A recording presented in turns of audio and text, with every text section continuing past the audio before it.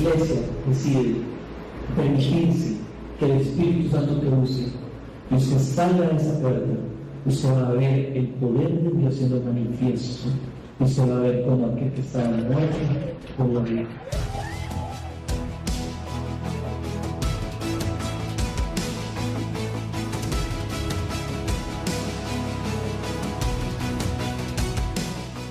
Hoy vamos a hablar de un tema apasionante. Vamos a hablar del poder de resurrección. Así que quiero invitarlo primero.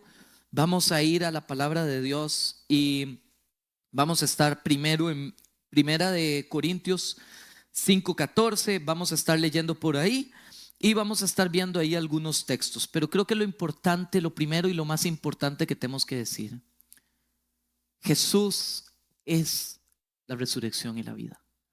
Y nuestra fe está total e íntimamente relacionada a ese poder de resurrección.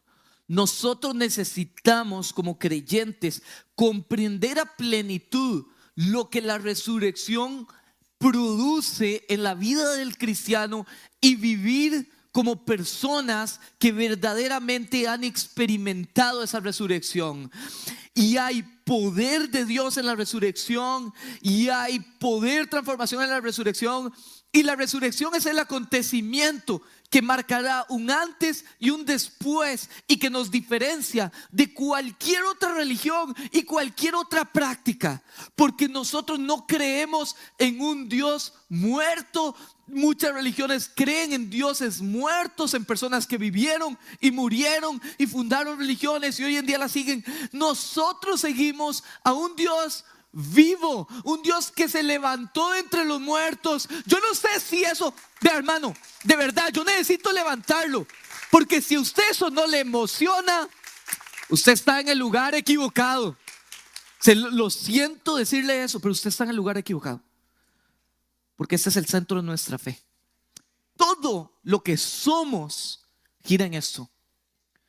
Y yo quiero hoy hablarle de 6 cualidades de la resurrección, porque yo creo que a veces nos acostumbramos a mucho mundo y dejamos de ver lo que verdaderamente el Señor quiere hacer en nosotros. La primera que yo quiero compartirle es la resurrección, es un hecho concreto. La fe cristiana no está desconectada de la ciencia. Es más, la ciencia, mayoritariamente hablando, respalda los acontecimientos científicos de la Biblia. Si usted no lo sabía, la gran mayoría de universidades más prestigiosas en el mundo, Harvard, Princeton, la mayoría de esas universidades fueron fundadas por cristianos, porque la ciencia y el cristianismo mucho tiempo iban mano a mano. Sin embargo, en los últimos años el enemigo ha tratado de desconectar la ciencia del cristianismo. Y voy con el primero. Veamos a Jesús como un acontecimiento histórico. No solo la Biblia narra con demasiado detalle y exactitud comprobada sociológica y arqueológicamente, sino que hay múltiples textos más allá del cristianismo, textos sumerios, textos asirios, textos romanos, historiadores romanos, que validan el hecho de que Jesucristo existió. Nadie, ningún científico puede poner su nombre en algo que diga Jesús nunca caminó en la tierra y nunca existió. Sería algo descabellado decir eso y anticiencia, porque hay suficiente información para comprobar eso. Ahora, ¿cuál es el problema? El problema son 2, y lo que se plantea como un problema para el ataque hacia nuestra fe cristiana son 2. El primero es poner en tela de duda la identidad de Cristo. Científicos lo que dicen es: ok, existió este hombre, pero este hombre fue un hombre, y le quitaron al Señor la identidad de su deidad. Dicen, existe la figura, histórica de Jesús, pero Jesús no fue Dios, fue quizá algún profeta para alguna religión o como lo quieran ver las religiones, pero no fue Dios en la totalidad, en la plenitud como Cristo para nosotros los cristianos lo fue. Y el segundo problema que plantea la ciencia es el hecho de la resurrección, que ya nos vamos a meter en eso.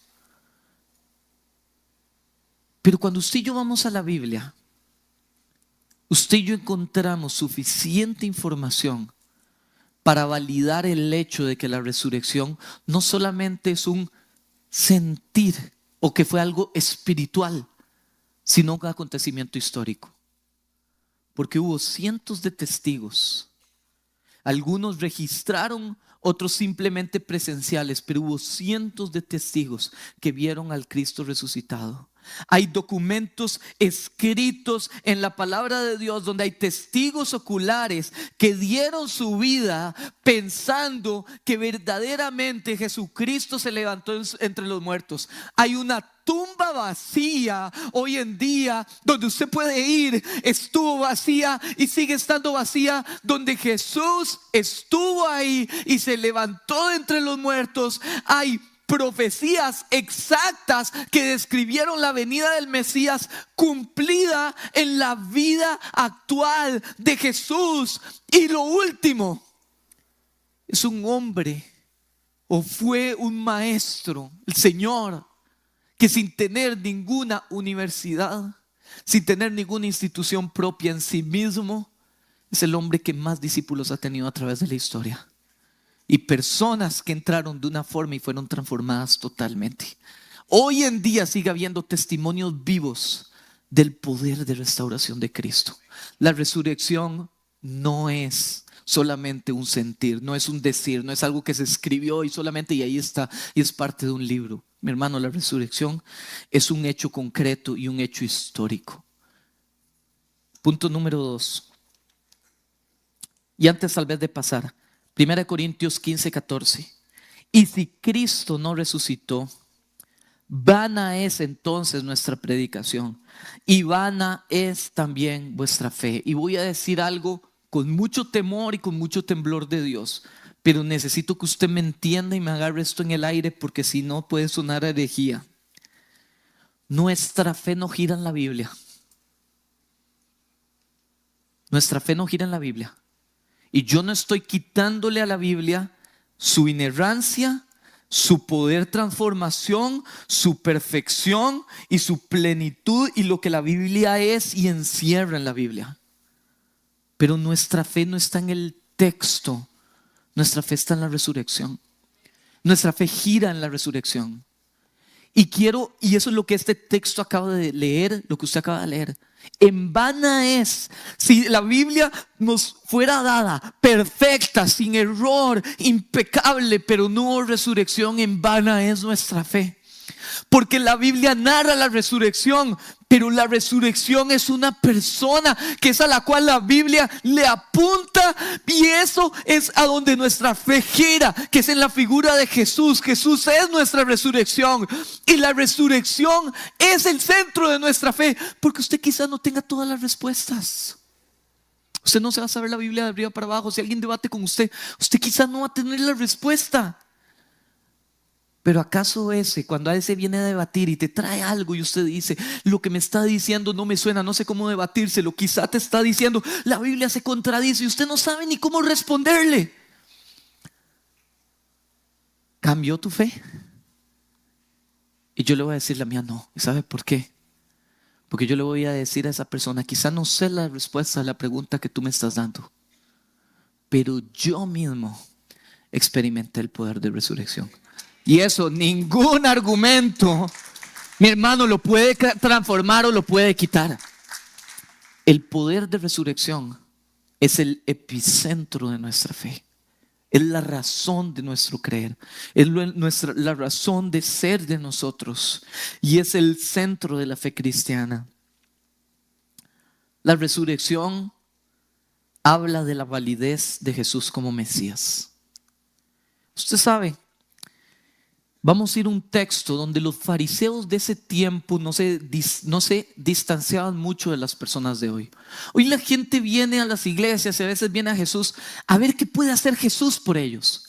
Porque Jesús va a producir esto en mí, va a cambiar esto en mí, hace un milagro. Y usamos al Señor como si nosotros fuéramos los dueños de Él y los titiriteros de lo que queremos hacer de Dios.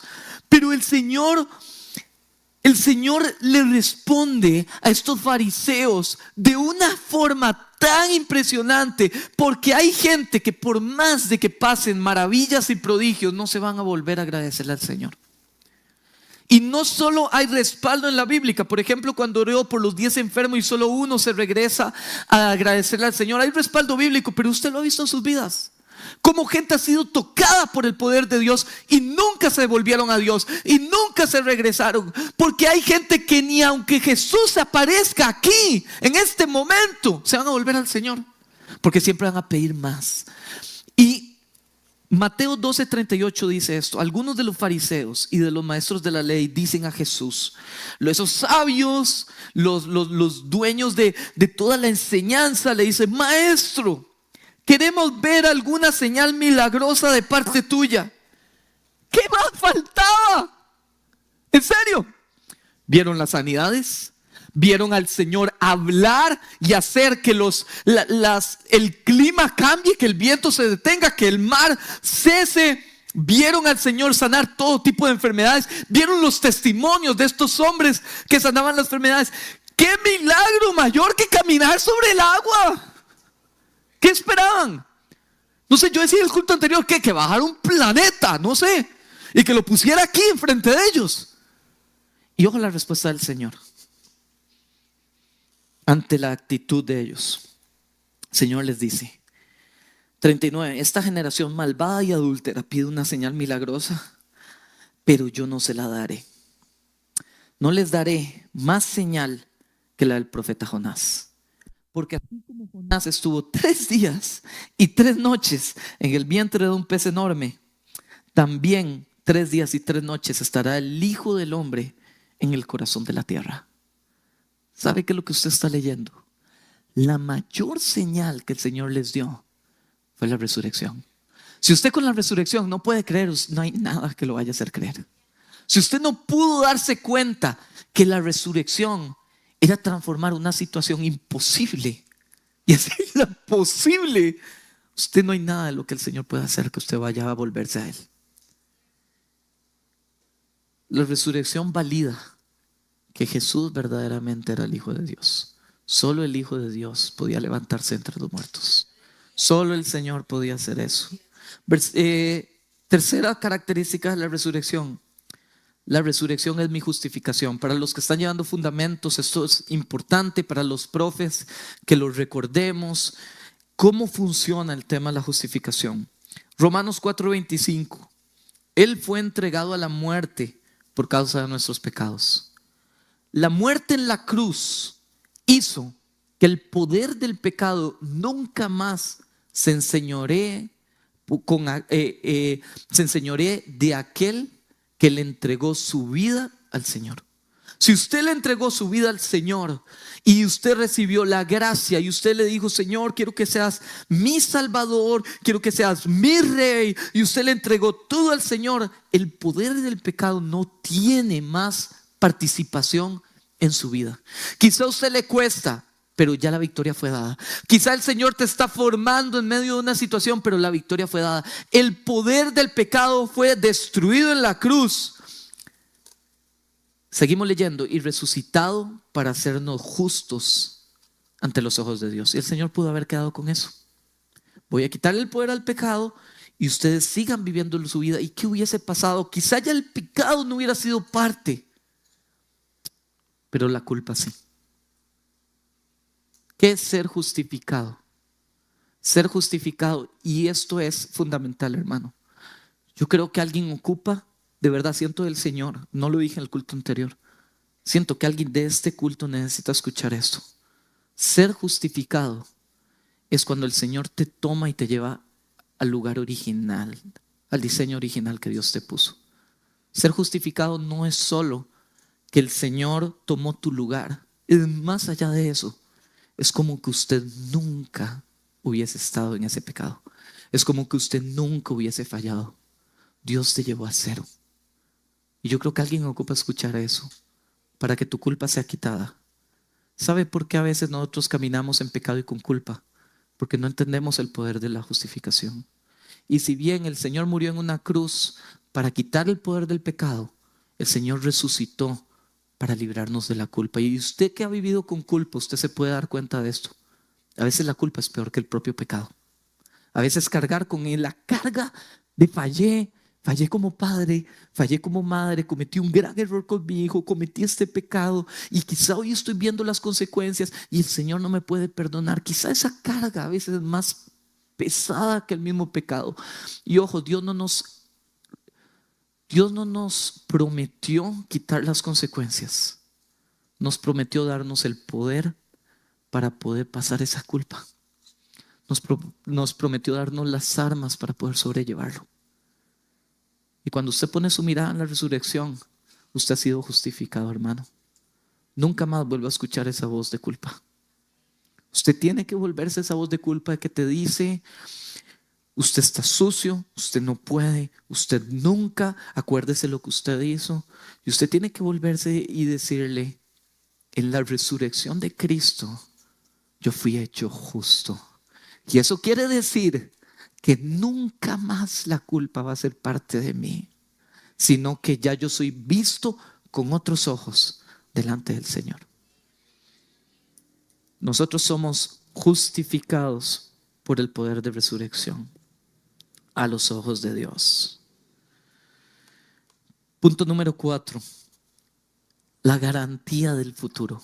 Si usted puede leer conmigo Romanos 8:11, estoy leyendo Nueva Traducción Viviente en este caso. Dice: el Espíritu de Dios, quien levantó a Jesús de los muertos, vive en ustedes. El Espíritu Santo, acuérdense que estamos en la serie del Paracletos. El poder de Dios se mueve a través de este Espíritu Santo, de la tercera persona de Trinidad, que levantó a Cristo de entre los muertos. El mismo Dios se levantó de entre los muertos, vive en ustedes, y así como Dios levantó a Cristo Jesús de los muertos, Él dará vida a sus cuerpos mortales mediante el mismo Espíritu quien vive en ustedes. ¿Usted entiende esto, hermano? El mismo poder de Dios que levantó a Cristo, ese poder está en Cristo mismo. Y si usted tiene a Cristo, ese poder está en usted.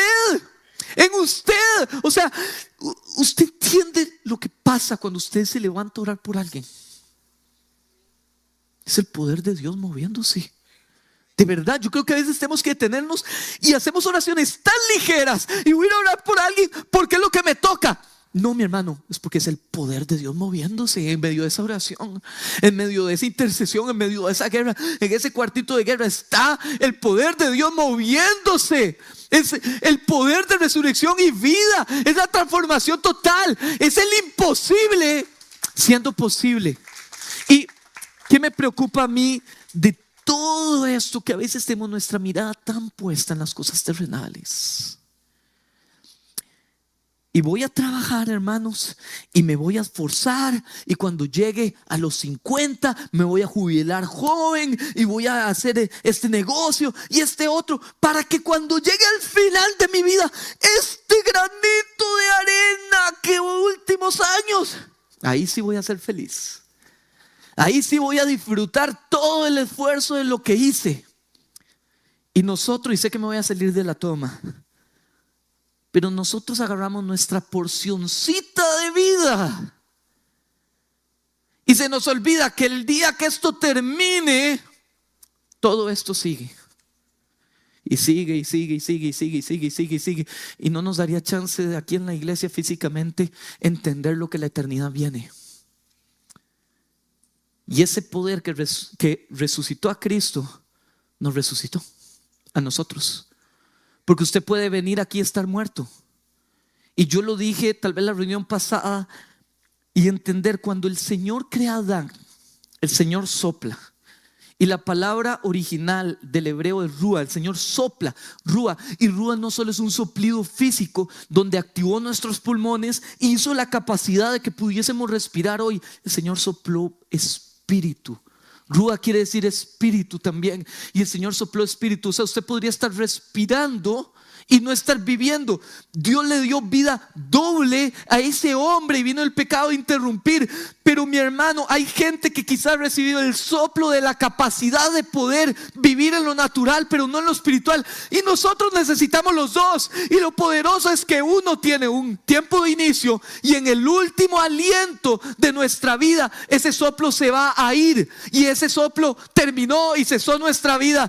Pero el soplo del aliento del Espíritu en nuestra vida hace que este tiempito destinado para nuestra vida física se convierta en eso. Por eso, ayer tristemente andaba en un funeral. Terminó tarde, pero le decía yo a la persona, al miembro de la iglesia familiar de la persona, le decía yo: hermano, su vida física terminó, pero empieza lo más bueno. Empieza lo más lindo. Viene el tiempo de celebrar. ¿Usted sabía que estadísticamente el viernes es el día más feliz? Estadísticamente hablando, no ahí tirando. Estadísticamente hablando, el viernes es el día más feliz. Y el lunes el más triste. De hecho, hay un 10% de probabilidad más de una persona de entrar en suicidio un lunes que un viernes. Entonces el viernes es el día más feliz y quiero decirle por qué. Porque se cerró la semana laboral y ahora sí viene el fin de semana. Viene el disfrute, viene el deleite. ¿Por qué no empezamos a vivir nuestra vida cristiana así? ¿Sabe qué implica la muerte de alguien? Que viene lo mejor. Y lo mejor no es 2 días. Lo único que cambia ahí es la proporción. No son 5 y 2. 5 días de trabajar y 2 de lo mejor. Para los que tenemos nuestra mirada en Cristo, es esto versus eso. Yo creo que si fuéramos personas que pusiéramos nuestra mirada más en lo eterno, viviríamos más felices. Porque nuestro problema pasa a ser un granito en medio de esto. Mira, pastor, es que hoy no estoy feliz. Pero sabes, viene una eternidad donde vas a vivir feliz. Pastor, es que ahorita no tengo paz. Viene una eternidad donde vas a estar en paz. Es que ahorita mi circunstancia no es lo mejor. Va a venir una circunstancia mejor. Es que ahorita no tengo economía. Ya tu casa está comprada en los cielos y tiene calles de oro y mar de cristal. Mi hermano, es que no puedo comer lo que quiero porque engordo. Vas a llegar a un punto donde vas a poder comer lo que te da la gana y nunca te vas a enfermar. Me pasó lo mismo que el culto pasado para los que estuvieran. Esa fue la que más les gustó, ¿verdad? Mi hermano, hay un tiempo chiquitito que debemos de quitar nuestra mirada de los problemas de hoy y empezar a pensar cómo construyo en el hoy la eternidad que yo espero tener.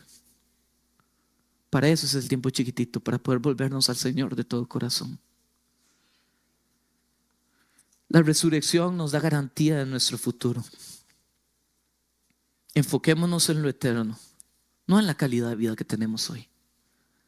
La enfermedad que tienes hoy va a dejar de estar. La incomodidad va a dejar de estar. Todo eso va a pasar. Pero nuestra vida en la presencia de Dios no va a dejar de estar. Nuestra eternidad no va a cambiar. 5. Jesús nos da resurrección hoy. No solo el Señor pone nuestra mirada y nos invita a que veamos lo eterno a la par de lo terrenal.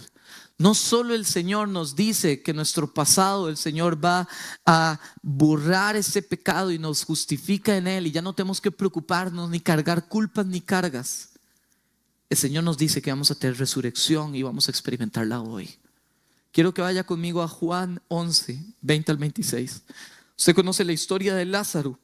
El Señor estaba lejos, le llegan las noticias de que Lázaro estaba a punto de fallecer. El Señor empieza a regresarse, incluso le dicen: Señor, ya Lázaro falleció hace días. Y el Señor se regresa porque algo iba a suceder en ese momento. Y llegamos aquí en la historia donde el Señor ya está cerca. Y dice Juan 11, el 20, dice: cuando Marta se enteró de que Jesús estaba por llegar, salió a su encuentro, pero María se quedó en casa. Y Marta le dice a Jesús: Señor, Si tan solo hubieras estado aquí, mi hermano no hubiera muerto. Pero aún ahora, y escuche la fe de esta mujer, yo sé que Dios te dará todo lo que pides. Yo sé que no ha cambiado, que tú sigues siendo quien tú dices que eres. Y Jesús le dice: Marta, detente un momento y escucha, tu hermano va a resucitar. Y Marta, en su conocimiento, dice: es cierto, responde Marta, resucitará cuando resuciten todos en el día final. El punto que acabamos de ver, es cierto, voy a acordarme de que en la eternidad me reencontraré con mi hermano. Y el Señor le responde otra vez y le dice: yo soy la resurrección y la vida. Marta, no me estás entendiendo. El que cree en mí, aún después de haber muerto, vivirá. Todo el que vive en mí y cree en mí, jamás morirá. ¿Lo crees? Y yo creo que esto es para nosotros. ¿Usted cree lo que acaba de leer? Que el que esté muerto va a vivir. Y eso es para nosotros hoy. Si usted ha tenido un encuentro personal con Jesús, usted entiende que si alguno está en Cristo, nueva criatura es. Usted fue hecho nuevo. Ya el mismo nombre, la misma forma en como usted era, ya dejó de ser. Ya usted es otra persona. Usted resucitó, usted es otra persona. Usted ve el mundo diferente, tiene una concepción de todo diferente, tiene un temor de Dios diferente. Es otra persona. Murió uno y salió otro. Y hoy usted puede recibir esa transformación total. Hoy tu mundo puede cambiar para siempre. Hoy tu eternidad puede ser sellada por siempre, mi hermano. Dios quiere hoy tocar tu vida. Hoy Dios quiere, el espíritu de resurrección, cambiar. Muchos van a la iglesia y no han sido resucitados. Muchos van a la iglesia y siguen siendo los mismos. Muchos van a la iglesia creyendo que la iglesia puede producir.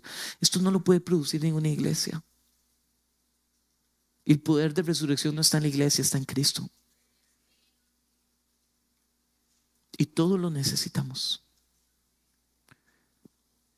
Y cierro con este último y ahí sí.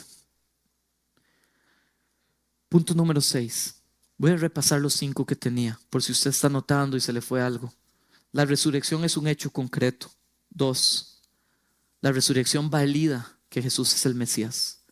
Punto número 3. La resurrección es mi justificación. Punto número 4. La resurrección es garantía de futuro. Y la resurrección es vida nueva hoy. Por último, si Jesús resucitó, todo es posible. Si Jesús resucitó, no hay un nunca que pueda detener el poder de Dios. Y eso es otro nivel de esperanza y de expectativa. Y yo no sé si usted lo puede contextualizar a hoy, pero si la resurrección es real, si Jesús se levantó entre los muertos, no hay nada que pueda detener el poder de Dios. No hay dictamen que diga un no final. No hay problema que no tenga solución. No hay división familiar que el Señor no pueda reconciliar. No hay pecado tan grande que el Señor no pueda transformar. No hay dolor que el Señor no pueda sanar. No hay enfermedad que Dios no pueda curar. Yo creo que a veces como cristianos nos casamos con lo que nos dijeron y ponemos más nuestra mirada en lo que alguien nos dijo y lo que el dictamen salió, lo que el resultado puso, la etiqueta que nos pusieron o la condición que yo creo tener hoy. Y se nos olvida que el mismo poder que levantó a Cristo puede operar. Yo no vengo a decirle que el Señor lo va a hacer. Sería sumamente irresponsable, porque hay una soberanía de Dios. Pero sí puedo decirle esto: ¿por qué tu fe se quedó botada en el proceso? ¿Por qué dejaste de creer? Y yo creo que es porque a veces dejamos de poner nuestra mirada en la resurrección. Se nos olvida lo que pasó, se nos olvida lo que puede producir. Y quizá hoy tú viniste con luchas, situaciones o alguna situación particular que crees que nunca va a cambiar. Y yo creo que lo que el Señor nos quiere compartir hoy es: en Él todo puede ser diferente. Todo. Y pastor, ¿qué es todo? Todo. Él vino y manifestó lo que el poder de Dios puede hacer. Porque todavía el resto de milagros que la Biblia narra podrían ponernos cosas en tela de duda.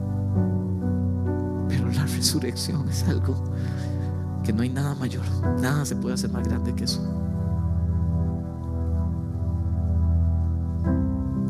Juan 11:39 dice: y si usted puede cerrar sus ojos un instante, porque verdaderamente quiero que usted pueda pensar en esto. Quiero hablarle a su espíritu, no solo a su razón. Quiero hablar directamente a su corazón, y que esto produzca un fruto, y fruto en abundancia en su corazón. Ya se encontraba Jesús al frente de la tumba de Lázaro, y Jesús lo primero que dice es: corran la piedra a un lado, les dice Jesús. Entonces Marta, la hermana del muerto, protestó. Ponga atención a eso, se quejó y dijo: Señor, hace 4 días que murió, debe tener un olor espantoso. Y Jesús le respondió y le dijo: ¿no te dije que si crees verás la gloria de Dios? Así que corrieron la piedra a un lado. Y me voy a detener ahí un momento. Y yo creo que para ver la gloria de Dios necesitamos entrar en una situación donde Dios sea glorificado. Y para que Dios sea glorificado, la mejor receta para que Dios sea glorificado es en una situación imposible. Era imposible que ese hombre se levantara. Yo no sé si usted sabía, científicamente, 10 minutos. En 10 minutos el cerebro empieza a perder capacidades. 10 minutos de muerto. 4 días. Ese hombre ya estaba muerto. Ya no había nada que hacer. Una piedra gigante en medio y un cuerpo podrido dentro. Y la respuesta de Marta es una queja, y la respuesta del Señor es quizás hasta la situación. El Señor lo tenía certeza, pero la que nosotros tenemos que dar es: quizás esta situación que yo pensé que nunca, es tiempo de quitar la piedra y dejar que la gloria de Dios se manifieste en medio de ese lugar. ¿Cuál es esa piedra que hoy tienes que quitar para que la resurrección empiece a actuar? A veces es nuestro autocontrol. A veces es nuestro sentimiento de pertenencia, de guardarme las cosas yo. A veces es nuestro mecanismo de defensa, no querer salir de la situación. O a veces es nuestro enojo, nuestro pecado, nuestro orgullo. Pero si tú permites que eso se quite y ruede, ahí viene la gloria de Dios. Y el Señor le responde. Jesús mira al cielo y dice: Padre, gracias por haberme oído. Tú siempre me oyes, pero lo dije esta vez en voz alta, por el bien de toda esta gente que está aquí, para que crean que tú me enviaste. Lo segundo que el Señor le dice es: no te quejes, agradece. Porque cuando estamos ahí delante de la piedra nos quejamos mucho, reclamamos mucho, le decimos al Señor todo lo que no hizo. Y pastor, es difícil agradecer en medio de una prueba difícil, en medio de un cáncer, en medio de que me van a quitar la casa en una semana, en medio de una situación donde tengo un problema legal serio y puedo terminar en la cárcel. Es difícil, pero no agradezcas por el problema. Agradece porque aunque el problema es malo, Dios sigue siendo bueno. Y Dios no te ha desamparado. Y su naturaleza no cambia. Y siempre hay razones para agradecer. Si el Señor te da un día, papá, gracias porque me diste un día. Papá, gracias porque me diste aunque sea arrocito para comer. Por último, y creo que es igual de importante, el Señor le dice, se pone frente al lugar, la piedra quitada, y el Señor habla con autoridad y le dice: Lázaro, sal fuera, sal fuera.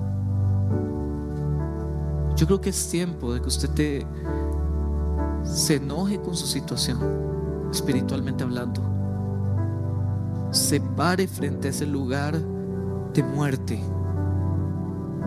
y proclame la palabra de Dios, la promesa de Dios con autoridad, y empiece a orar por eso. Padre, tú dijiste que ibas a tener cuidado de mí. Padre, tú dijiste que no me ibas a desamparar. Padre, tú dijiste que tenías control. Padre, tú dijiste. Señor, gracias que hoy nuestra mirada esté puesta en la cruz, que hoy nuestra mirada esté puesta en ti, que hoy seamos personas con una conciencia de eternidad, seamos personas que pongan la mirada en las cosas de arriba y nuestra confianza en ti. Que, Señor, hoy podamos, Padre, ser agradecidos. Padre, quitar el obstáculo que impide que tu gloria se manifieste en este lugar, para testimonio de muchos de quién eres tú, Señor. Y que hoy, en vez de quejarnos, proclamemos tu palabra. En el nombre de Jesús. Yo le dije al inicio del culto que este culto va a ser diferente. Y aunque Glory me va a ayudar a dar unos anuncios y a cerrar unas cosas, yo quiero invitarlo a que no deje que su espíritu y su adoración cese, porque al final vamos a hacer una cosita más antes de cerrar. Glory.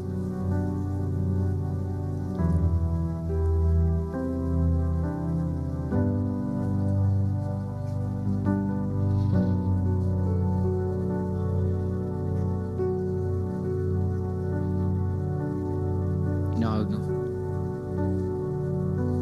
Seguí dándole.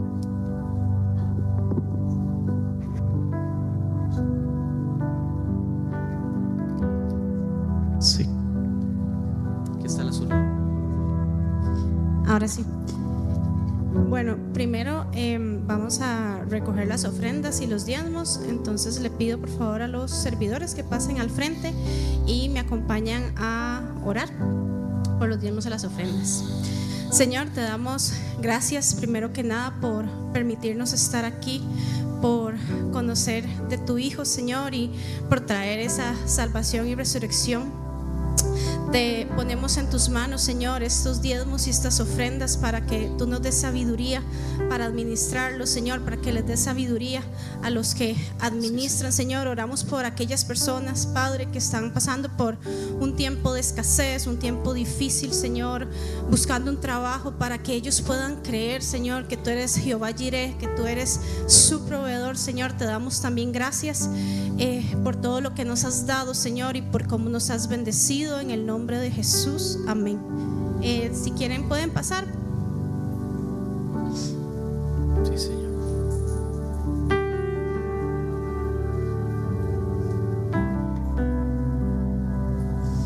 Y mientras van pasando, les voy a dar un par de anuncios.